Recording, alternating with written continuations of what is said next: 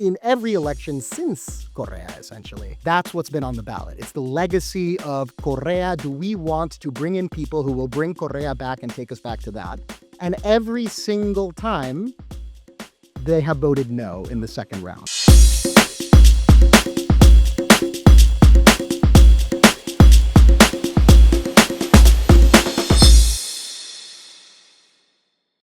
Welcome to Democracy Dialogues. I'm your host, Eric Farnsworth, and today we turn our focus to Ecuador, where a presidential runoff on April 13th between incumbent President Daniel Noboa and challenger Luisa González will shape the country's future at a pivotal moment. With security, trade, and international alliances at stake, the outcome will have far-reaching consequences, not just for Ecuador, but for the broader Latin American region. Ecuador's election is unfolding against a backdrop of economic uncertainty and shifting geopolitical dynamics. As organized crime expands its influence and global markets watch closely, Ecuador's next leader will also navigate evolving relationships with key partners, including the United States. With international partnerships and domestic stability on the line, what happens in Ecuador won't stay in Ecuador. It will have lasting effects across Latin America and beyond. Today, we're joined by Daniel Lansberg-Rodríguez, a leading expert in political risk and strategy. A managing partner at Aurora Macro Strategy, Daniel heads its geopolitics, risk, and strategy practice, bringing over 2 decades of experience spanning journalism, government, and finance. He's advised some of the world's most influential businesses, investors, and policymakers, and today, we're talking about Ecuador. Daniel, welcome to Democracy Dialogues. Thank you, Eric. It's a real honor to be here with you. Well, it's great to have you with us here at this table. We want to talk about the elections, but we also want to talk about the general scenario in Ecuador. What's going on there? So Ecuador has fallen on some tough times in the security area, particularly, and that's where most of the headlines come. And it's also a huge part of the narrative in country right now.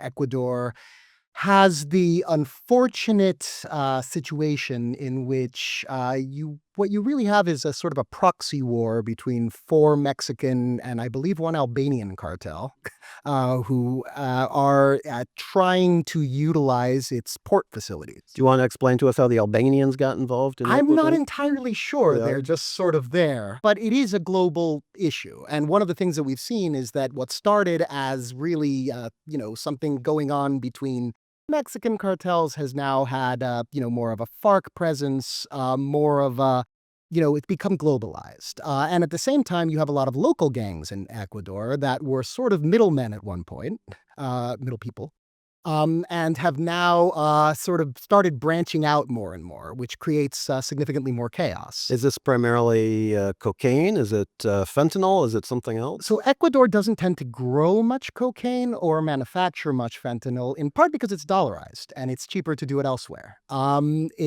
You have a lot that is grown, however, in Colombia and Peru, and the port facilities in Ecuador become very hot targets for moving it. So what you end up having is basically control fights for, access to these port facilities, which means that there are parts of the country, including parts of its largest city, Guayaquil, that because of proximity to the ports starts looking like war zones. Much of the country is quite safe. You can go to Quito, you can go to other areas, and, you are in about as much danger as you would be in, some of the nicer parts of southern Mexico or the tougher parts of Canada. But it's not a very big country, so in terms of, the overall population, you have one of the worst death rates or in homicides rates that you have anywhere, and that's something that has been tremendously disruptive. So security and, as well as economic issues, which are affecting all the region, are very much on voters' minds right now. Is this a new development, though? I mean, Ecuador has always been where it is geographically. You've always had the coca production of Colombia and Peru, etc. What makes it different this time in a way that it's really affecting the presidential campaign? It's been ramped up a lot. A lot of it has to do with the peace process in Colombia, which, weakened the reach of, the FARC that had acted as, sort of the principal middle people. Initially, but a lot of it just has to do with, globalization and supply chains have become more advanced. Ecuador's port facilities work really well for this sort of thing. They are not particularly historically well regulated.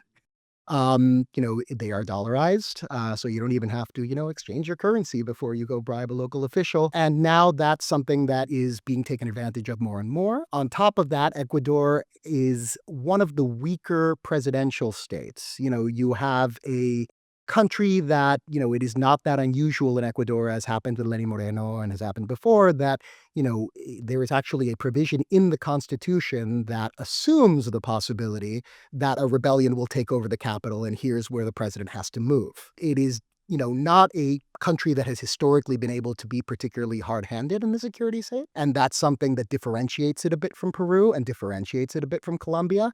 Where presidencies, especially in Colombia, have tended to be, much stronger.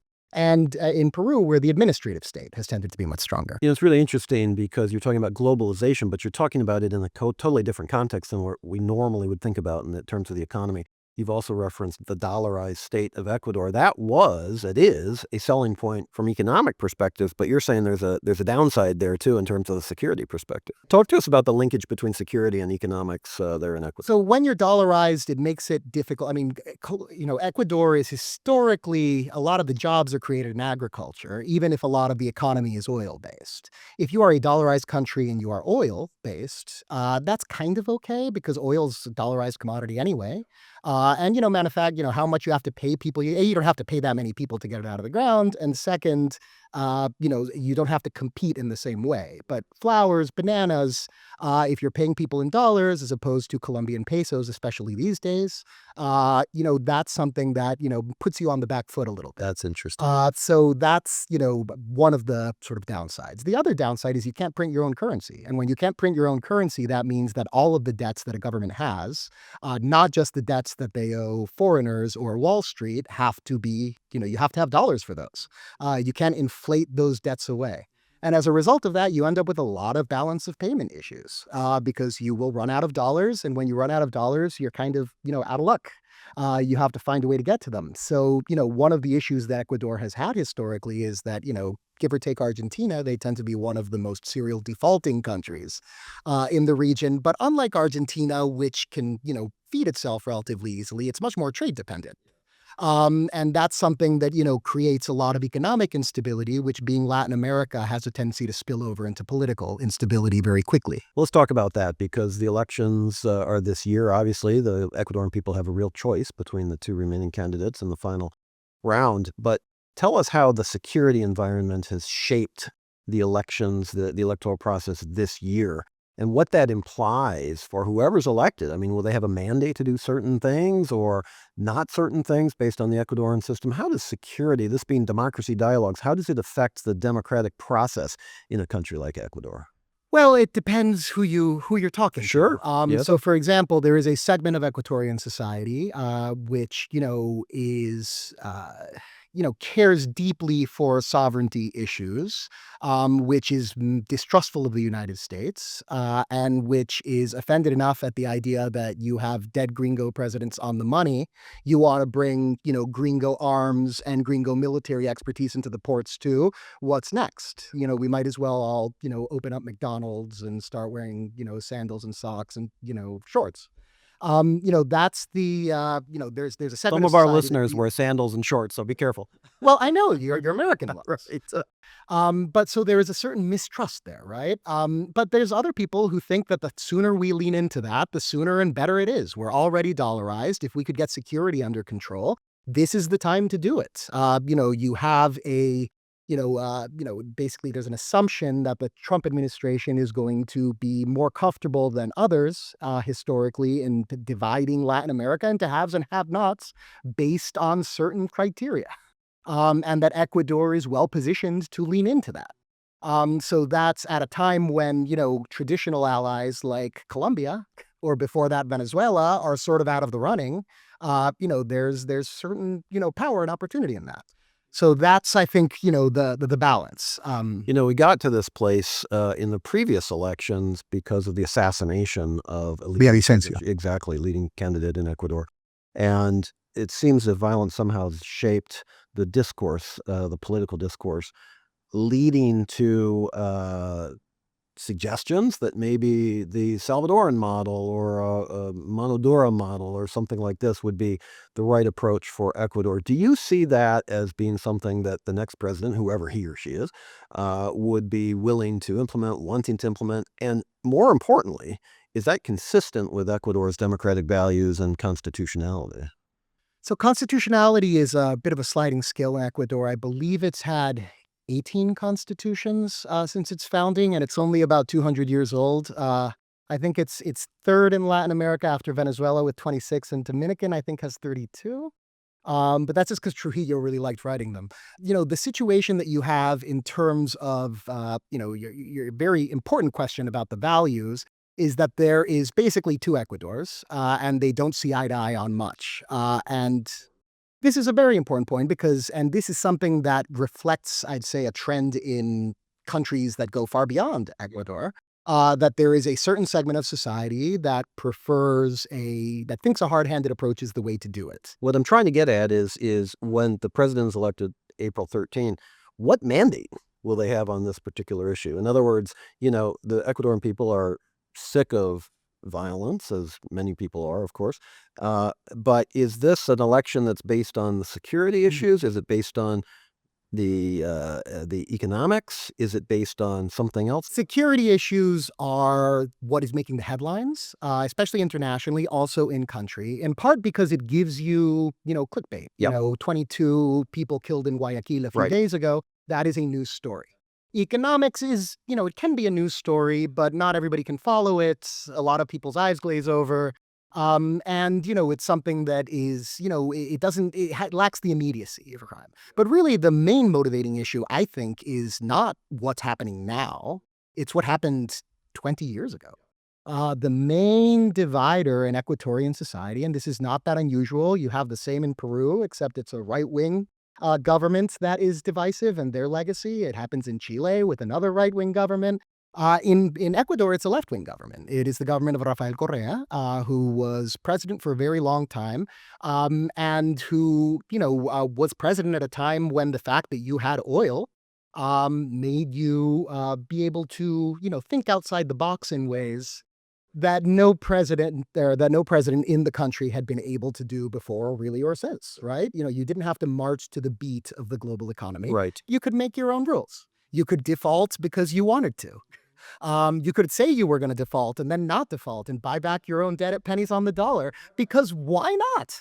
The world seemed like a very sort of, anything is possible and nothing is quite as it seems. That was one of the type most time. amazing episodes, by the way. It was one of international finance. who says that we're not innovative, right? That there's this great, one of my favorite headlines of all time. I think it was the FT or the Journal. It's like, Ecuador makes its bond payment, analysts mystified. Because they had said they wouldn't. That's, it was sort of a very particular time for the region, that's right? And a lot of people remember that time fondly because there was a ton of money, swirling around and people lived better. But there was a huge deterioration of institutions. You had a huge concentration of power into one party. Ecuador essentially became a one-party state during this period. And then, eventually the party ended. Oil prices came down under control. This president, Correa, was forced to flee, pending corruption, imprisonment, and fled to Europe and is still there. And the party of one of the candidates who is in the runoff is his party. And the big sort of known unknown, to quote, to steal a Rumsfeldian phrase, is, who's in charge to a certain extent. And that's, in every election since Correa, essentially, give or take the first one with Moreno, that's what's been on the ballot. It's the legacy of Correa. Do we want to bring in people who will bring Correa back and take us back to that? And every single time, they have voted no in the second round. So in a typical Ecuadorian election, the following happens. You have 9 or 10 people, many of whom are just sort of local town characters who could use the attention because it's very easy to get on the ballot. And then during a first round, all of these people have their own platforms, or they don't. Maybe they're just, on TV smiling because they want to be influencers. It's kind of, it's a very unpopular system in some quarters because you waste a lot of time on a first round.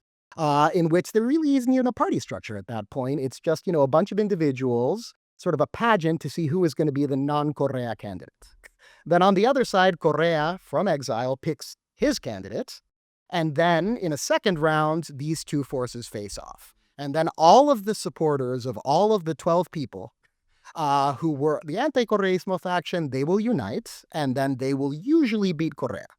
This time, she managed, one of the candidates, González, Luisa González, she managed to shatter through the previous ceiling. And some of that has to do with demographics, because, the people who really, really care about relitigating the past tend to be the people who remember it. And, there's something to be said for that.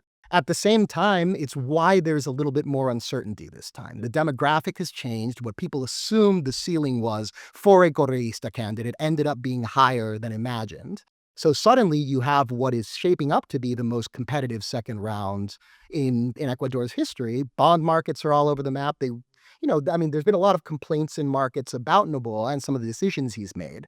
He's done a fair amount of sort of unforced errors, but there's this idea that, next time could be better. Going back to your question about security, because in the first round, instead of having, a huge patchwork of the anti-Correístas, because, that is a system that basically guaranteed that Correísta doesn't become president, but then made whoever became president completely unable to govern, Right. because you were voting against Correa, Right. but then we're still in Congress because Congress is defined during that first round. This time, 90% of the votes were given to one of the two frontrunners in the first round. This is going to be the first legislature since Correa that is going to have essentially two parties, which is going to make governing a lot easier in theory. So this is going to be one of the few opportunities Ecuador has had in which the president can actually make decisions and have those decisions followed through, which, ultimately is probably good for the country, but which, raises the stakes considerably. Because this idea that even if the wrong person wins, Congress will keep them in check, that is not as sure a thing as it would have been in the past. So let's talk about the difference in the economic programs for the two leading candidates, because you've linked one, Luis González, to the Correa model. And we know that Noboa has pursued a broadly open market model, economic model. Based on the elections and how they come out, and what you were just talking about in terms of the enabling ability that Congress is presumably going to be able to provide for the leader to really advance a certain economic vision, what would you anticipate would come out depending on who's elected? Let's go first with Luisa González, and then we'll come to Daniel Noboa. So Luisa González and the Correísmo generally, they're not very good at giving economic arguments, in part because it's a coalition that includes very radical, left-wing, folks, with progressives, with people who don't necessarily have the same economic vision. But they share certain values, certain core values, and believe that, a Correísmo is a better alternative. So it's actually very difficult to run on economy. So they tend not to. So Luisa González, she is pro-sovereignty writ large, without a lot of specifics. Her security policy, as far as I can tell, isn't all that different from Daniel Noboa's, except, she seems less comfortable with, the U.S.'s part in it. But there's still sort of an assumption that you are going to have to, presumably with national resources, have similar amounts going into the security state. I'd say the biggest difference is that right-wing presidents or center-right presidents or right-wing presidents in Ecuador have tended to be willing to check the boxes that places like the IMF, places like Wall Street expect to see. They want to see a certain current account balance. They want to see, fiscal deficits that are manageable if extant. Right? They want to, be able to tell a story that this is a country that you can lend money to, that will be able to pay you back, that will continue to grow in a predictable way that can be priced in. Center-right and right-wing presidents in Ecuador have been pretty good at that, to the point that even when, Ecuador, I'd say more than any other country, is probably the closest thing that the IMF has in Latin America to a success case right now, because the Argentines just, tell you they're going to do a bunch of stuff and don't even try. The Ecuadorians at least try. They don't get it through Congress because you can't, but, they get sort of a participation trophy and then they get the next check. Right? So, you can sort of bandy about that way. You can survive that way. And that's been sort of, which, is, smart business, if you ask half of Ecuadorians, and which is the most humiliating, servile thing that a country could do if you ask the other half, right? So in terms of, what that would look like, you would probably see significantly less kowtowing to the IMF. If I want to raise teacher salaries, I'm going to raise teacher salaries, and that is the decision of Ecuadorians. Tú no tocas pito aquí, right? That is going, so I think it's a lot of it economically would be more of a change in tone. What would matter is geopolitically, because Correa will play much better in BRIC countries than Correa will play in, the countries that are conventionally the principal allies right now, like the United States, like the European Union. It's just a different vision. And at a time when, geopolitics as well as a lot of national politics are particularly polarized, that's something that matters quite a bit. We're going to talk about Noboa's economic plans in just a second, but I want to bring in the indigenous community here because the indigenous population in Ecuador is so large, so important. And it doesn't necessarily break in one direction or another. And so I'd like you to talk about this a little bit because there's an assumption oftentimes that the indigenous community tends to be Correísta, but that's not necessarily the case. And you can't assume that. Some of them are, yes, but as a voting bloc. Talk to us about There how is no indigenous voting bloc. So the indigenous voting bloc, and this happens, for example, in Bolivia a fair amount as well. There's other areas in which indigenous voters tend to vote for an indigenous candidate because they would love to see an indigenous president. But they don't necessarily agree on anything other than it would be great to see an indigenous president in our country. And that means that when that indigenous president, and this always happens in Ecuador, or at least has historically, you get maximum 10-15% of the vote, and then that's what the indigenous vote can bring, then they have always failed to be able to transfer that vote into some sort of coalition. Even at times when, it has been attempted, once you are out of the first round, once it is sure that you will not be president, your wishes seem to not matter very much. So that vote doesn't get transferred to one candidate. It almost always splits nearly down the middle based on the following. Correa, despite being left-wing, was arguably the least environmentalist president that Ecuador has had. Correct. Anybody who lived in an area with oil during the oil boom of the Correa years usually has some sort of horror story about what happened to their home. So Amazonian Indians, which are, a large segment of the population, are tremendously suspicious of Correísmo because they remember it as a really bad time. Whereas if you look at the Highland Indians, they tend to be a little bit more ideologically driven, and they like the sort of socialist narrative a little bit more. The idea that, you will be spreading wealth from, a few urban areas into the hinterlands. But at the same time, there's one of the issues that I think that has been difficult for this government now is that they tend to be quite conservative socially. Even as, they buy into a lot of the narrative in terms of socialism. Yeah, yeah. And, as the left in Latin America, as the left elsewhere becomes more progressive socially, and it becomes less about sort of the plight of the urban laborer or of the farmer, and more about the rights of certain minority groups, then you start getting a little bit more dissonance. Let's talk about the Noboa economic program.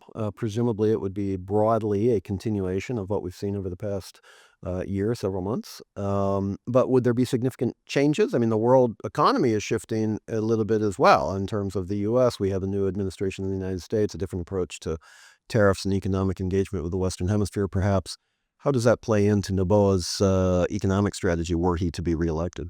There is a lot that Noboa has tried to do, that markets would love to see Noboa do, that he has been unable to do, in part because Congress was, so atomized, but also because he had a 15-month mandate. He was a caretaker president from somebody who had, in order to not get impeached, had basically, terminated their own presidency and Congress for the first time in Ecuador's history. And then you had basically a special election, which brought Noboa into power for 15 months. Given that politics in any democratic society usually involves owing someone a favor, it's very difficult to get a lot done during those 15 months. He got more done, I think, than many people assumed, whether you like it or not, especially early on. But there is a lot, for example, changes to the value-added tax, which, will free up more IMF money, which will make the economy more sustainable, long term. And even on the security side, which he hasn't really been able to do because there's sort of a wait and see mode to see, well, is this really going to be a president or is this going to be, a flash in the pan? Because, if you are a politician or a governor or, somebody else or a business, you don't necessarily want to be stretching your neck out for an anti-correísta if there's some chance that in 15 months you're going to get the correístas there before they have time to forget that you did that. Which is, because in Latin America, business owning isn't chess, it's poker. Like, if you don't have the cards, you fold and You fold fold. and fold and you stay as quiet as you can. Try not to offend anybody, and then you go all in when you've got them, right? And that's, I think, the way that, has limited a little bit what he's been able to do. That said, I think there is a sense, a very palpable sense in Ecuador right now that if given the new administration in the United States, having a Noboa there is kind of a best case scenario because, he fits the bill for someone who is, not just pro market, but broadly pro United States, American educated, came to the inauguration, shares enemies with the current administration in the United States and a lot of the ideological mistrust, but at the same time is 35 years old, relatively telegenic, if sometimes a bit impulsive. His wife's an influencer. He knows how to, not tweet. That's what my generation did. But, TikTok probably, that is But you won't be me.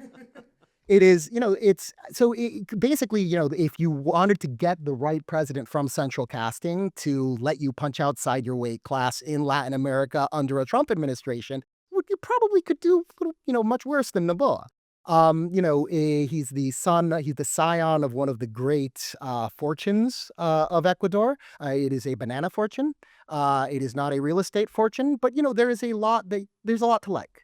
And that's something that, is seen as an opportunity in many quarters, right? That, Ecuador has always been, kind of ignored.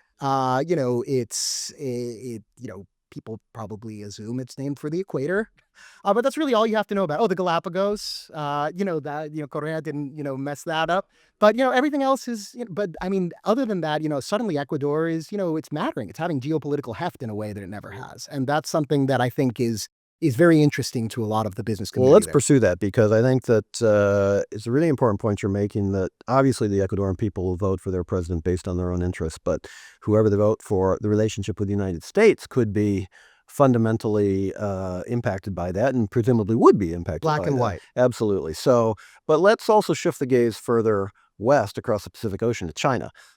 What would be your anticipation of the relationship there? And let me preview that by suggesting that when President Correa was president, and feel free to correct me if you believe if this is wrong, but he welcomed in Chinese investment, which wasn't always necessarily good for infrastructure in Ecuador, and it wasn't necessarily good for democracy in Ecuador.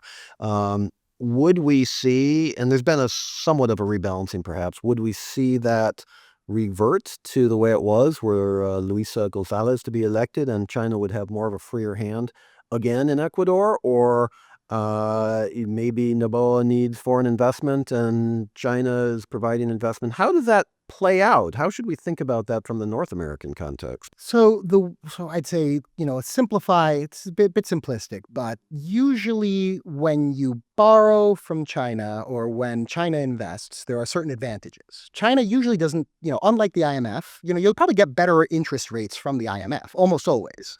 And it might be less work in terms of you don't have to secure the same market access, but at the same time, they're not going to tell you your business. With Venezuela, they got to a point where they started telling the business before they dropped Venezuela entirely from the portfolio. But up to that point, you have a ton of wiggle room. And if you are the type of government that would prefer not to be told what to do, Yeah. than to save a little money on interest, it makes a lot of sense to look to China.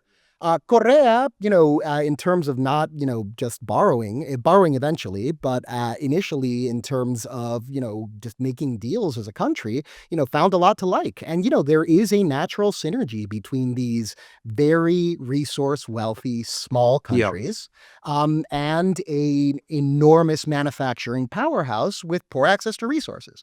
Like, that script sort of writes itself. Yeah, it does. So, you had a lot of oil that was pre-sold to China, but most of those contracts were secret to the point that I believe it took two presidential administrations to even get an estimate as to how many oil barrels after Correa was gone, how many oil barrels were actually owed to China because it wasn't public information and not even the successor government knew.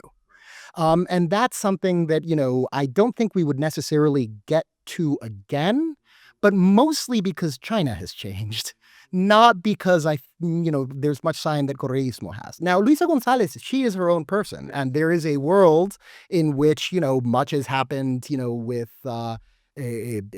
Santos in Colombia, you could, or Lenin Moreno in Ecuador for that Lenin matter. Moreno, You absolutely. could get a scion who Sheinbaum in comes Mexico, in. yeah. Sheinbaum, I think it's too early. Okay, But fair. she's asserting herself. Sure, fair enough. And that's, I think that there is a long and distinguished history of, handpicked successors who go 180 degrees on day one.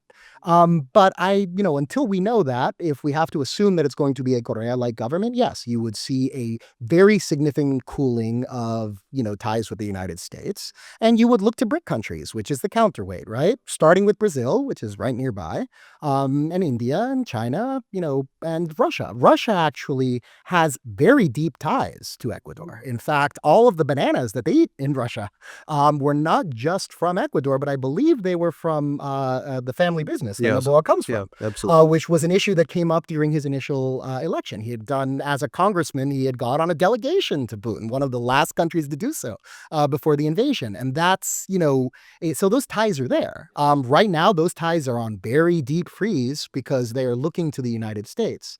But you can see a world in which, they wouldn't necessarily have to.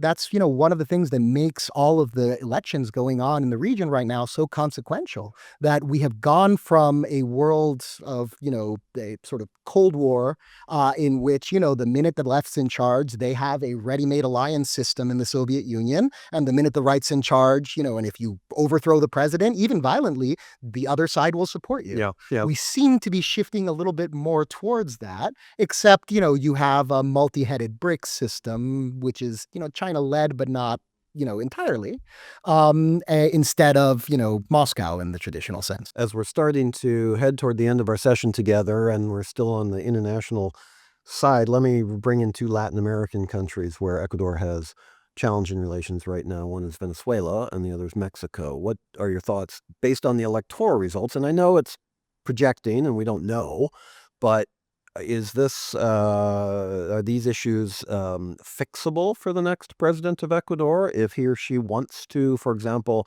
rebalance the relationship with Mexico, which is vital in the context of the Pacific Alliance issues or some of these issues? And then, of course, we have the Venezuela issue as well. Talk to us a little bit about how we should envision that. Venezuela is one of the things I'd say that is the largest challenge for Luisa González, is that, Venezuela is very front and center in Ecuador. Correa was quite friendly with Maduro and with Hugo Chavez before him. And you have a lot of displaced Venezuelans in Ecuador, as you have a lot of displaced Venezuelans everywhere else, because it's a failed state. And as a result of that, that is a constant reminder, even if you don't care about geopolitics, it is something that will tell you this system did not work for a country with a lot more oil and a lot more GDP per capita traditionally than we have. This is where that ends. And, that's, I think, one of the main challenges you have as a Correísmo. The demonstration effect of Venezuela as a It's, failed. you don't have to care about politics. You don't even have to find Venezuela on a map. You just have to know that the people asking for dollars outside of your home are Venezuelan. That is some of the best marketing that the capitalist system can have. That said, it creates a scenario in which if you are I think especially in the next administration, a Noboa government will follow the U.S.'s lead very, very, closely on Venezuela. On Mexico, it's a little bit different. Mexico, and this was, I think, when I said that they get a lot of participation trophies from the IMF, the fact that, he got a big check from the IMF, Noboa did, less than a week after committing what is probably the most egregious diplomatic violation in North America in my lifetime. In memory. And that the IMF was like, it's fine. That was, I cannot think of another time in history when something like that would have happened. And in part, it happened because of, who is in charge in Mexico now. You were kind of picking a side at that point, right? And that's something that I think is a lot's going to depend on what happens with the certain trade with the current trade imbroglio between the United States and Mexico. And again, there's a world in which the Pacific Alliance as a free trade bloc isn't necessarily something that the president worries as much about, because there can be more to be gained with, being seen as a reliable U.S. ally in a very rough neighborhood. And that's something that Ecuador has a certain advantage, in terms of having a productive industry that the U.S. deeply cares about. Because, El Salvador, even if, Bukele was also, at inauguration and, there's some ties there, El Salvador doesn't have that much that, the United States needs. Argentina, a lot of people like Malbec, I don't particularly, that they don't consume that much soy here. It's, Ecuador, it is a resource economy. It is dollarized. And that is something that, I think is going to have value under a Trump administration. So a lot, depends on who is in charge, not just in terms of the policies that are made, but on who they're hanging with, because that's going to define a lot. Yeah. As we close, what's your bottom line for Ecuador this year? They'll have a free and fair election. The people will speak. They'll make their selection. What do you anticipate? What are you telling your clients in terms of Ecuador and how they should anticipate, for example, if we were to come and repeat this conversation a year from now, and I hope we do, or before, what would you anticipate we'll be talking about? Anything can happen. Yeah. Gun to my head, I don't see where. I think that a little bit like what happened with Argentina in the second round, in which, you had Massa of the left hugely overperform, sort of showing what united Peronism was capable of. And then suddenly markets assumed, oh, Massa's going to win. I think we've had something similar. Noboa, he is a show person. He's he's a little bit impulsive.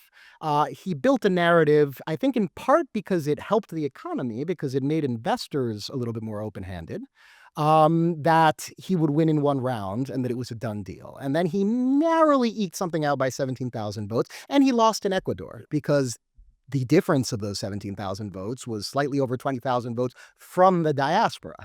But if you only look at Ecuadorians in Ecuador, he actually lost in the first round, very narrowly, right? But it was a squeaker.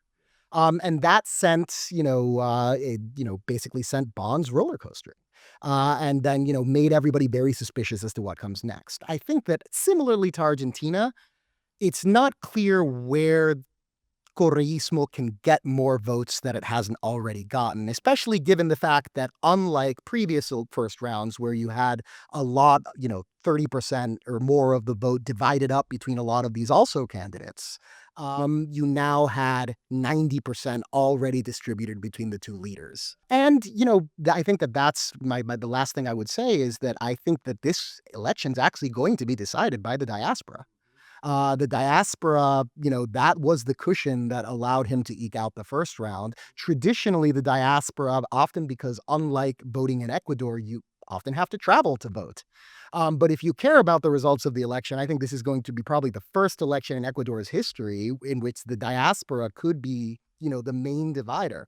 So any Ecuadorian voters out there, if you have a vision for back home, this is your moment, and take it from a Venezuelan and they never come again. Oh, so well, that's quite a way to end our conversation, but no, it's fantastic. And, your expertise on the topic is clear, and and deep, and I hope you will come back to Democracy I Dialogues. hope It's been I a hope so too. fascinating Thank you so much. conversation. If I can plug the council quickly, you guys are doing tremendously important work at a tremendously important moment. The U.S. has traditionally, had a lot of influence, but a lot of that has been leading by example on issues like open markets, like rule of law, and right now, the optics on that internationally, whether rightly or wrongly, seem to be getting a little bit, spliced. So I think that this idea of having places where leadership can meet is it's fundamental. And I hope you guys keep doing the important work you're doing. Well, Daniel Lansberg-Rodríguez, I hope people are listening to you because I would fully concur with your comments. Thank you very much. Thanks for joining us. And to all of you for joining us here at Democracy Dialogues, we want to thank you again for your interest in these topics, for supporting our work, and encourage you to come back on the first Thursday of every month when we come to you with a new edition on YouTube, on our website, www.as-coa.org, or on your favorite podcast platform. With that, my name is Eric Farnsworth, your host. We look forward to seeing you next time. See you soon.